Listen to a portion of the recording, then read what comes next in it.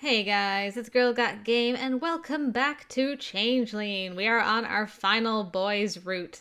The very well hidden, maybe is the word I'm looking for, Ewan, our Dullahan. So yeah, I'm very excited to finally get to spend more time with this boy because, as I said, he keeps himself well hidden, and I don't really know how to interact with him yet.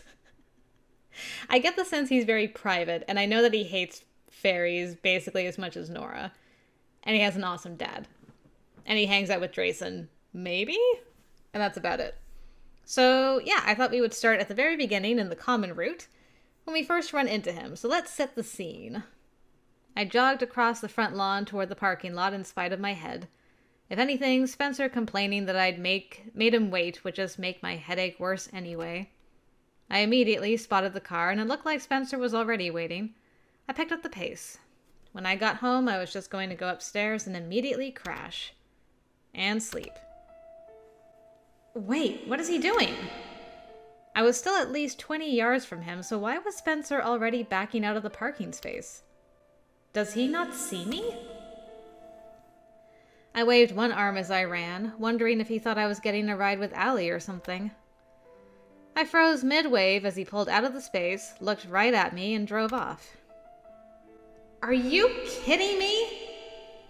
I very nearly threw my backpack on the ground and had a tantrum right there in full view of everyone. Yanking my phone out, I sent him a flurry of angry texts. What are you doing? You looked right at me. Hello? Are you coming back to get me? Stop ignoring me. 10 minutes later, there was still no answer. I tried calling twice, but he didn't pick up. Tears of frustration stung my eyes as I clutched my backpack so hard the strap cut into my hand. He wasn't coming back. He just left me there while looking right at me. How could he do that? The parking lot was rapidly emptying, but I was not going to stand there and cry in front of everyone. Trembling with fury, I stormed away to find a place to calm down, think, and plot how I was going to murder my brother in his sleep. After, I figured out how I was going to get home. I could text Mom, but she and Dad were both at work. Grandma and Grandpa would be busy too. I flopped down under a tree near the back corner of the parking lot. Allie said she had a club meeting, so I didn't think she could give me a ride unless I waited for her to finish. I didn't know anyone else well enough to ask. You soon will. I bit my lower lip hard and looked up quickly, trying to blink away the tears before they spilled over. But there was no one nearby, and unless someone walked right past me, I didn't think I'd be easily seen. I finally gave in and buried my face in my knees, sobbing quietly, half from anger and half from sheer disappointment. The whole day had just kind of sucked, and I felt stupid for being so glad to be back. There he is. Are you crying? Shoot! I looked up, hastily wiping at my face as I wondered who was crashing my little pity party. A very handsome boy. Super duper. A super tall guy in a leather jacket was standing nearby looking down at me. I hadn't even heard him walk up. I'm fine. I rubbed the back of my hand across my eyes, feeling pathetic. There was no way he'd believe I wasn't crying. Really? I nodded vigorously, but from his tone it was obvious he knew it wasn't true. He scoffed. Whatever.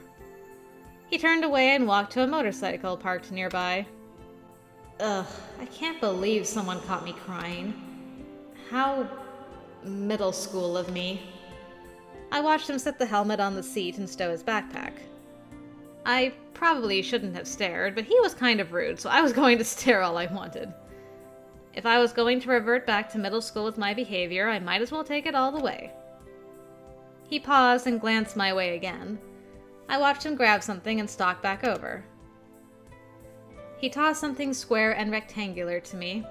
I barely managed to catch it. Achoo! Facial tissue. Aw, so thoughtful. Tissues. Thanks. Okay, maybe he's actually a nice guy? He shrugged. Is there a reason you're sitting back here crying? What was the one that I haven't done yet? Is it yes? Let's see. Yes. Yes, there is. I glared up at him, daring him to try to pry further. Yeah, this is the one I haven't done yet. Good. He just looked sort of amused, but not at all intimidated. I guess I couldn't blame him. How tall was he anyway? I was going to strain my neck looking up at him. Thanks. For the tissues, I mean. Not for badgering me about crying. I wasn't badgering, I was asking. But it's not a problem. I'm Ewan, by the way. That was an interesting name. Ewan? Nora. He just nodded and crouched next to me. I don't recognize you. I'm new. Sort of. I used to live here a few years ago, but I just moved back. Ah, you're that girl. I gave him a questioning look, but he just shrugged. I overheard some kids talking about a new girl. Something about some disappearances a few years back. Ugh, again? That's me. I see. Well, you look more normal than I expected. What's that supposed to mean? Hey, I was just about to leave. Are you waiting for a ride? Do you need a lift or something? Oh, I don't... My brother ditched me, so I don't know yet. I'm still trying to figure out how to get home. I'll give you a ride if you don't mind riding a motorcycle. I haven't ridden one before. I'm not going to force you. I bit my lip.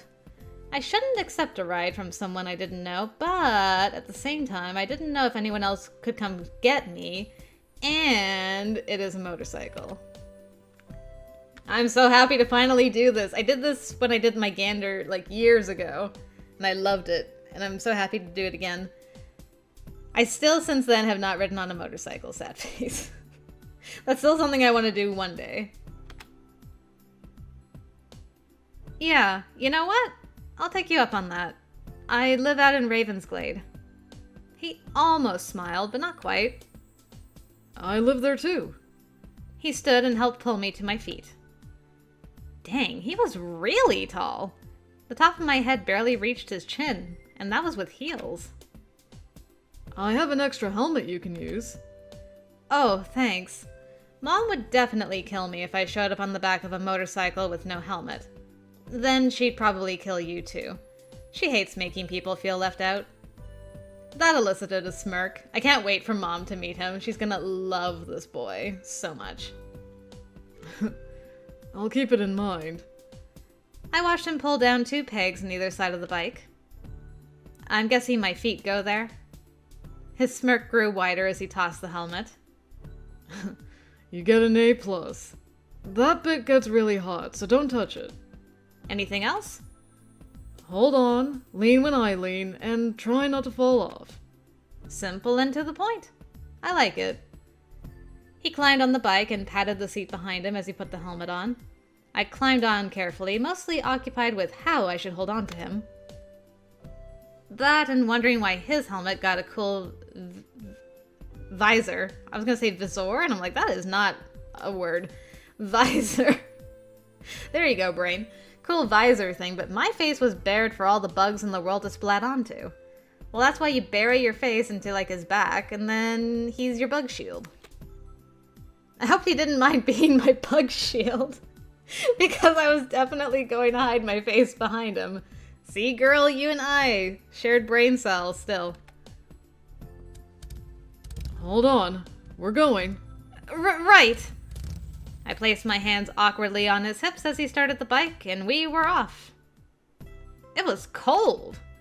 It was already well into fall anyway, but it was so much colder on the back of a motorcycle. Fortunately, our neighborhood was fairly close to the school. I quickly found myself grateful he was so much bigger than me. In addition to shielding me from bugs, he also blocked some of the wind. Not much, but I suspected it was colder sitting up front than behind. Hence why he's wearing a leather jacket. I just held on to him tightly and hoped the wind didn't permanently freeze my hands to his waist. That would have been awkward. 15 minutes and a short stop for specific directions later, and Ewan was pulling into my driveway. Spencer's car was there, but so was Dad's. By the time Ewan killed the engine, Dad was already on the front porch, eyes wide. Oh right, I forgot her dad was here when she gets off, and he's like, "So who was that?" Suspicious hot man drops off my daughter on a motorcycle. Squint. I dismounted carefully, only narrowly avoiding falling on my butt. Nice dismount. I'd give it an 8.5 for style. I'm not going to tell you to shut up, but only because you were nice enough to give me a ride. Dad swept me into a bear hug that muffled the rest of that. Thank God, you weren't answering your phone. Well, I couldn't, really. Oh, this is Ewan, a classmate. He gave me a ride. Dad offered his hand, though he didn't look too happy about the motorcycle. Ewan took his helmet off, shook Dad's hand, and gave him a surprisingly polite nod. It's nice to meet you, sir. He had that bad boy look about him, but I guess he wasn't actually that bad. I need to confess something. Anyone in the comments, put your hand up if you feel like it. Put your hand up if your thoughts also went this way. I thought about that stupid meme thing where the guy first meets the dad and calls him like, it's nice to meet you, sir. And then the second panel is like, your daughter calls me daddy too. And that's all I can think about as we're doing this interaction. Am I alone? Am I the only one doing that? I guess not now. Now all of you are in the gutter with me, so you're welcome. And I'm sorry. Anyway, moving swiftly on. It was kind of disappointing. Someone wearing that much leather really should have more attitude. Thank you for giving her a ride. I handed the helmet back to Ewan. Seriously, I really appreciate it. I'll treat you to a coffee or something sometime. Don't worry about it. I guess I'll see you at school. He nodded and put his helmet back on, waving once as he started the bike. And with that, he was gone. Dad and I watched him in silence for a moment. There it is. You are so not treating him to coffee. Ever. Hey, he was nice enough to give me a ride. Saying of which, please tell me my horrible brother is grounded. For a month. At least. Come on, you look like you're freezing. I'll make you some hot chocolate. I snuggled into his side as we went in together. Thanks, Dad. All in all, it wasn't a completely horrible ending to the day. Who knew? Okay. Let's skip until we see Ewan's headless form. Which will be soon. Okay, let's... Actually, Corbin has to show up first. No, I have a choice to make. Hold on. I don't want to skip the headless Dullahan. Oops, there he is. Hold on. I didn't even know where I was going. Just out. Just away from here. Someone stepped through the doorway just as I tried to leave. Can you please move? My words trailed off to a terrified squeak when I looked up at the boy I was speaking to. He had no... My vision blurred, and my entire field of vision narrowed in on the empty space above his shoulders and the gaping hole where his neck should connect to his head. Stunned, I turned back to Allie, though I didn't know what I intended to say. My airways constricted, and for a moment I forgot how to breathe. My knee started to go all wobbly, and I knew I was about to hit the floor. Nora! I think I'm going to pass out now. And with that, everything went black. I was probably out for no more than a few minutes. When I started to come to, I realized I must be lying on the sofa. I could hear the others arguing. You could have at least tried to catch her. My hands were full, as you might have noticed. Brenna, it's not funny. His hands were full. Mark, couldn't you have reached her before she hit the floor? Ah, they're talking about me. I didn't see a need. I highly doubt a fall from that height would seriously harm her in the first place. Are you calling her short? I have to warn you, she's always hated that. That jerk. I'm not short, just a little vertically impaired. I groaned and tried to open my eyes so I could tell him off. Nora, are you okay? The first face I saw was Corvin's, looming over me, looking concerned. Easy. You don't want to move around too fast just yet. I thought I saw... You did see it. I bolted upright. It was me. Sorry. I didn't know a newbie was in the club, or I would have stayed away. I stared up at him. His head was where it should be, thank God. Oh, I didn't recognize you without a head. That does make things difficult. The unfamiliar black-haired girl was still laughing. I didn't find the situation at all funny, to be honest. I don't think we've met. The girl bounded across the room, pushed Corvin out of the way, and bounced onto the sofa right next to me. She had no concept of personal space. She was practically sitting on top of me. Brenna, that was my foot. So you're the new girl? She looked up and down almost as if sizing me up.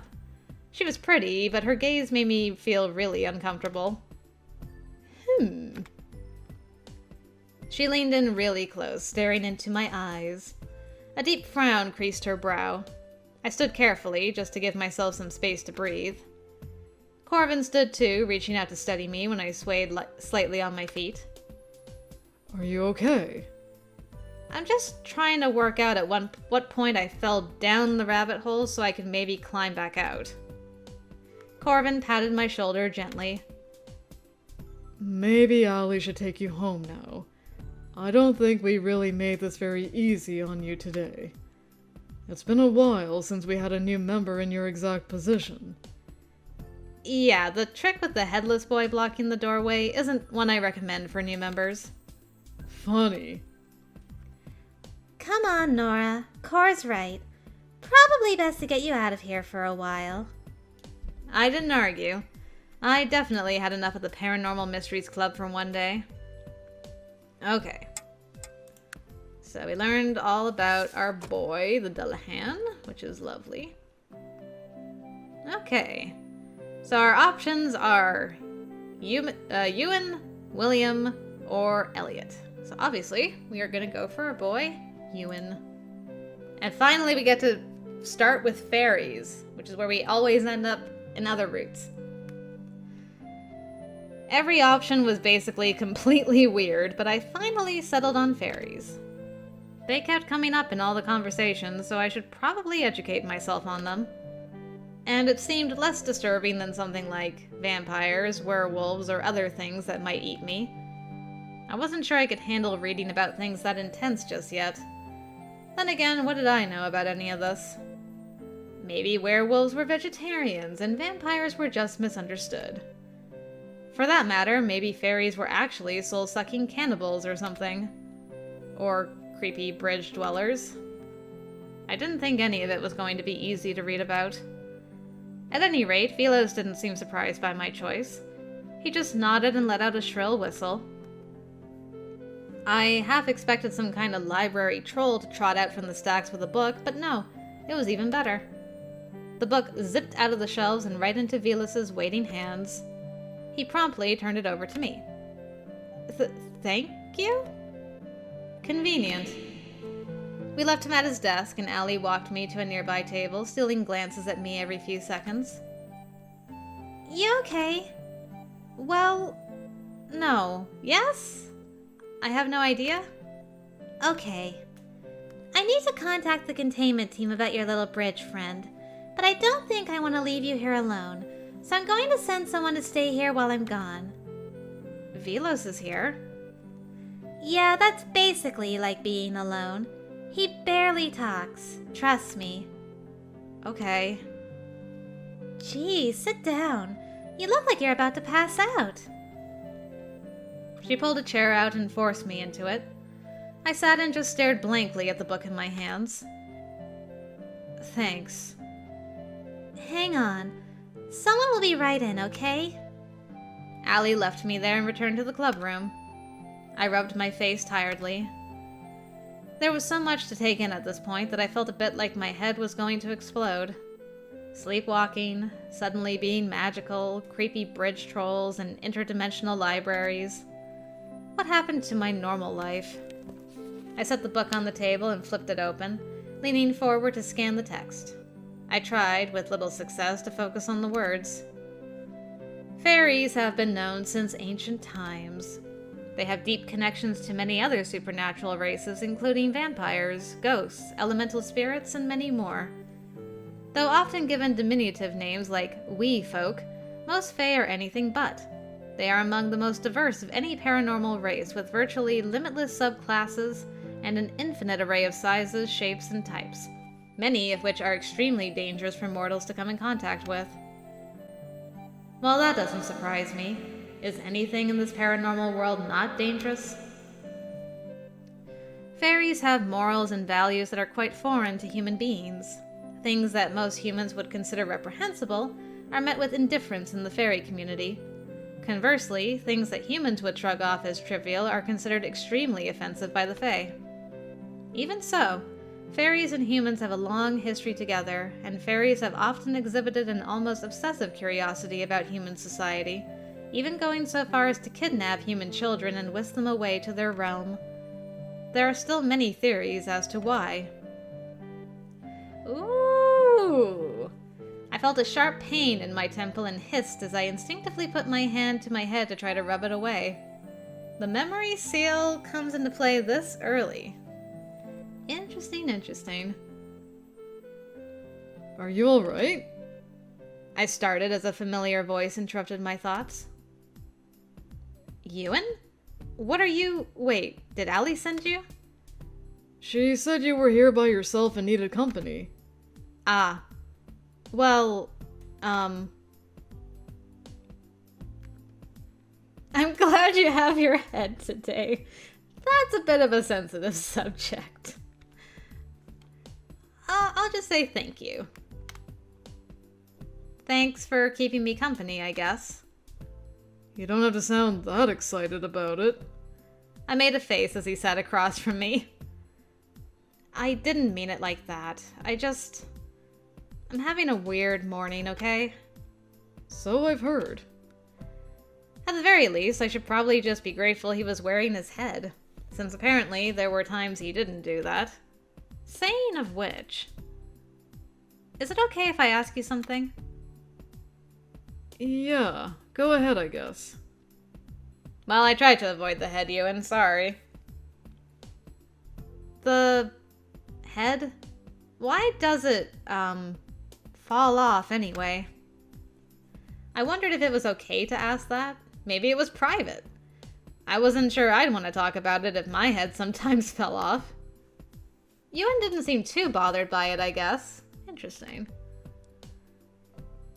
Ever heard of a Dullahan? I've read about them. Headless riders. Is that what you are? Shh! Sorry!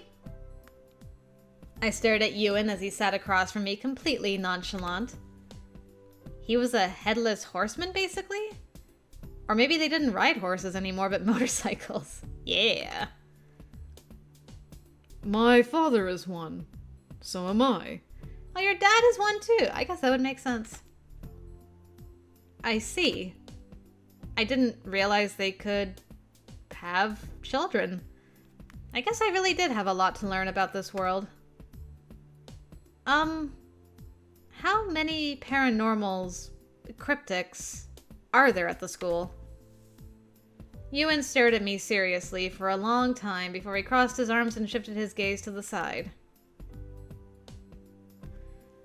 There are quite a few beyond the ones you met yesterday. Danny Tessina, Elliot Damiani, William Lee. I don't know if you know any of them. Danny and Elliot live next door to me. Allie mentioned they were in the club. William is in my literature class. So they're like... What? Is it okay to ask that? Is that private? I have no idea about, etiquette and things. You should ask them if you really want to know. Not everyone is thrilled to be a part of this world, so... Not everyone is comfortable talking about it. Anyway, besides the ones you know of, there are a few others who don't bother to show up to the club. That's just so... crazy. Have there always been this many? I wouldn't know. I've only lived here for about a year. Oh? I just moved back here. He raised an eyebrow. I know that. I shifted uncomfortably and looked back at the book in front of me. I couldn't get a read on him. Yeah, I feel you, girl. Sometimes he was so brusque. Other times he showed evidence of an actual sense of humor. Did you really not know about any of this? Allie said... No, I didn't. Until yesterday, I thought it was completely normal. Really? There's never been any indication you weren't normal. No, I thought about what Allie said earlier, about the things Spencer and I used to see in the woods. The times I vanished, the sleepwalking, the things Spencer had said about me. I mean, I don't know. Maybe when I was little. People tell a lot of weird stories about you. Did you really have no idea? That again. Look, it's easy to find a way to dismiss weird things if you don't happen to believe in the supernatural. If a little kid says they see something strange, people assume it's an imaginary friend, not a spirit. If a kid gets lost in the woods and shows up again unharmed and saying they don't remember what happened, people assume they got lucky. Not that they're just a weird forest elf that knows the ways of the woods. So, yeah, weird things have happened to me. Was it all pointing to me being a cryptic? Maybe. How can I know if I just got lost and hit my head somewhere, or if I wandered off to frolic with vampires? I don't have clear memories of any of these so-called weird things. Whoa. Relax. I'm sorry if I upset you. I was just... a little curious. I rubbed my forehead. That had probably been a little too much on my part. No, I'm sorry if I snapped at you. I'm just feeling a bit overwhelmed. And I think I have fewer answers than anyone else right now. You'll figure it out eventually. We all do. What about you? I mean, did you always know? He smiled bitterly and leaned forward, resting both elbows on the table as he looked down at the book in front of me. I always knew my father was Fae. He didn't see a reason to keep it from me. I see. So Dullahans were a type of Fae. I guess that's what the book meant by subclasses. Hybrid children like me tend to be either more or less fully human, or more or less fully Fae. You don't really get something in between from interbreeding. If they're born on this side, meaning in the human world versus the fairy world, the tendency is toward the children being human. If you turn out human, you might have a weird aura or even some natural magic, but that's about it. If you turn out Fae, then, well, you're Fae, with all that entails. For a long time, I thought I was human. I had minor talent with magic, but no overtly fey traits. My parents cautioned me that fey traits could emerge suddenly. I didn't really take it seriously. The way he was talking gave me the feeling that this story wasn't going somewhere pleasant. Well, anyway, they were right. I'm sorry. You don't have to tell me this if you don't want. I shouldn't have asked. Yeah, I mean, your head falling off out of nowhere would probably be pretty traumatic. I could only imagine the issues that ensued when your head started falling off uncontrollably. It was so absurd, the whole thing. But I knew firsthand that when the absurd was happening to you, it could also be scary. And probably painful too, if the look on his face was anything to go by. Ewan sighed and dragged a hand through his hair. It's fine. Anyway, that incident is why my family moved here. That's all there is to it, really. Hopefully things go better for you. I hope so too. Still, it was weird. He didn't look like a fairy. At least not what I imagined a fairy to look like. Though if I really studied him, his ears did seem a bit pointy. I wondered why I hadn't noticed that before. You guys are going to be so cute with your pointy ears together at the end of this. Sorry I interrupted your reading. No, it's okay. Sorry if I made you talk about something unpleasant. He smiled slightly. I already said it's fine. Anyway, whatever happened with that brother? The other day you said he ditched you here? Oh! Yeah, totally grounded. What's his deal anyway? He just hates me. Maybe he figured out I'm secretly a paranormal weirdo and it bothers him. I said it jokingly, but I'm starting to think he really did know something was off about me all this time. Maybe I should ask him about it. Don't! I jumped, startled by him suddenly raising his voice. Shh!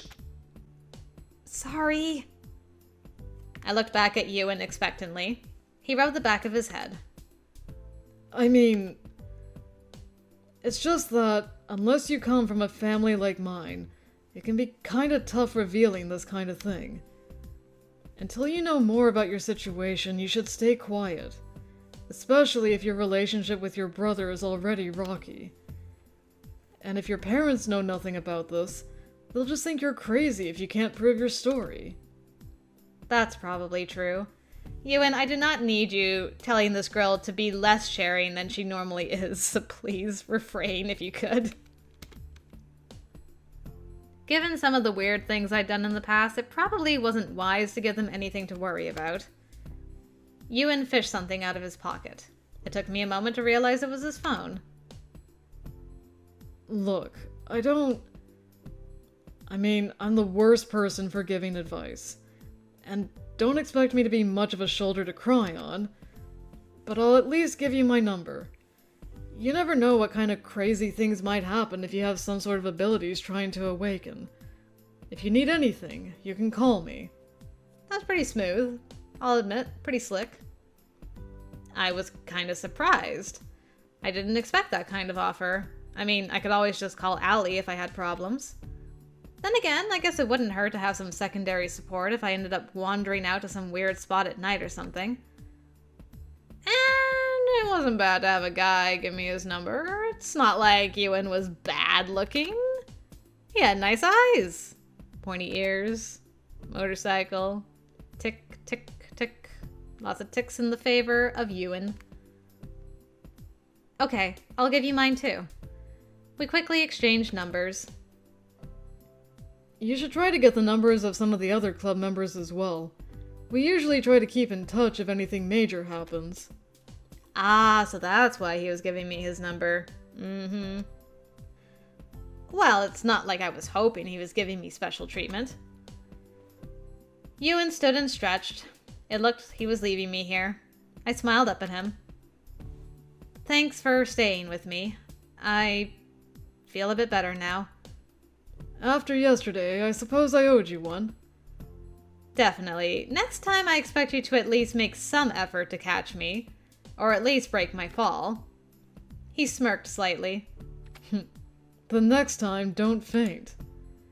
Well, at least next time I'll be prepared. I mean, it wasn't that scary, just unexpected. Allie's probably back by now. Want me to send her in? No, I think I'll just go with you. I stood as well, returning my book to Velos. He insisted I take it with me and continue reading at home. That is the first time that we've ever taken a book home right from the get-go. All the other times the guy's like, oh, don't bother, just leave it at the table and it'll find its way. This time she tried to return it and Velos is like, no, you need to read this, it's important. When Ewan and I reached the club room, we apparently entered at the same time Allie returned. She was just walking in as well, but from the hallway. She smiled slightly when she saw us. You're looking better. I feel a little less like the sky is falling. You weren't too mean to her, right, Ewan? He wasn't mean at all. Ooh, he's usually mean to new people. I'm not mean. If you say so. I just felt bad about yesterday, that's all. He glared at Allie as she smirked at him. Allie knows what's up. I'm going to class. He stalked out. Allie can see what's happening, and these two don't have a clue. They'll fall in love, and here's the bottom line. I don't know what to rhyme from here on out. Oh. He stalked out. Thanks again! If you responded, I didn't hear it. Okay, I don't think I can skip. I think this is always going to be treated as new text. Allie sprawled out on the sofa as if she was exhausted. So we found your bridge creep. I shuddered. What was it? A Spriggan. I don't think it meant any harm, but it's been gently relocated to a less populated area. You know, it said, "You're back to me." How did it know I was back? I mean, it was acting like it knew me. Allie shook her head and shrugged. Wild Fae say a lot of strange things. I wouldn't put too much stock in anything it said, but... But? Wild Fae don't show themselves to just anyone. Even I can't see them if they want to hide. The fact that you could see it... Good grief, Allie, it cannot possibly get any weirder than it already has, so just say it! I think you should start researching more deeply into the Fae. The fact you could see the Spriggan so easily could mean that's where your heritage lies. The agency guys agreed. Well, at this point that's no weirder than finding out I'm a vampire and I've secretly been sneaking out for years to eat my neighbors. Or finding out you're a witch. Or anything else magical, mystical, and or weird. No doubt. So now what? Well, you can hide in the club and read all day, but I also got permission to take you home early. On what grounds? On the grounds that you have a very, very bad migraine. That isn't actually a lie. My head really does feel ready to explode. It gets easier. I promise it does. I hope so. Want me to take you home? Actually, yeah, that would be great. By the way... She stood and went to pick up something by the door. My bag! We found it hanging at the bottom of the bridge. I took it from her and checked inside. Everything seemed to be there. Maybe Brenna left it there after I, ran off screaming. Well, at least we were able to recover it. Allie led the way out to the hall while I fumbled around trying to text my idiot brother. Going home. Bad headache. Have permission. I doubted he'd respond. He never did. During the walk to the car, I did my best to look ill in case anyone stopped us. It wasn't completely an act. Now that the adrenaline was gone and I didn't have a weird conversation to distract me, I actually was feeling a bit woozy. Allie didn't really know much about the Fae in general, so on the way home we mostly talked about the other club members. Well, she didn't go into all the details. Just the basics.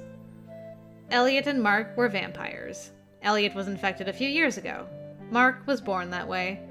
Danny was a werewolf, also infected a few years ago. Ewan was Fae, as he'd explained. William was an Esper, which was essentially a human with psychic powers. Brenna was also some type of Fae. Velos, Allie, and Corvin were all in the wizard category. There were several other members too, some from pretty much every category. A lot of them never showed up or participated. And like she'd said before, there were other staff members who were cryptics as well, including the school principal. It was just so weird. After Allie dropped me at home, I went straight to my room and crashed. I really hoped strange encounters like that morning weren't going to become the norm. But I was definitely going to be avoiding the bridge for a while. I didn't think I could stand another major incident. Not anytime soon, anyway. And given what Allie had hinted at regarding the upcoming holiday, it seemed like it would be best to lay low for a while.